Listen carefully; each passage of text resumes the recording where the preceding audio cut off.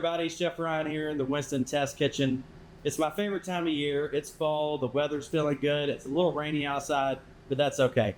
So today I'm going to show you guys a favorite of mine. I love the flavors of the fall, the squash, a lot of the pumpkin spice. I don't get all involved with that. But today we're going to do a stuffed acorn squash recipe with quinoa, chicken sausage, mushrooms, Honeycrisp apple, pumpkin seeds, goat cheese. It's going to be packed full of flavor, so let's check it out.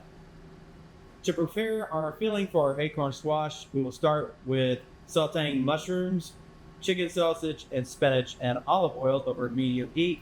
Once that is cooked, we'll deglaze with white wine and fold that into our cooked quinoa with toasted pumpkin seeds, dried cranberries, goat cheese, and diced apple. So next, you're going to cut the acorn squash in half, scoop out all the seeds, brush the inside of the squash with olive oil, and season with salt and pepper.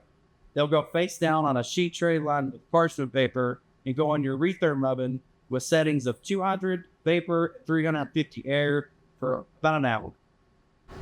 All right, after your acorn squash has cooked for an hour, you want to test the doneness by piercing the skin of the squash with a fork to make sure they're soft all the way through.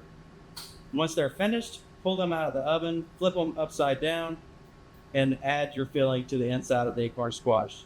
You can top it with extra goat cheese and pumpkin seeds, and you're ready to serve.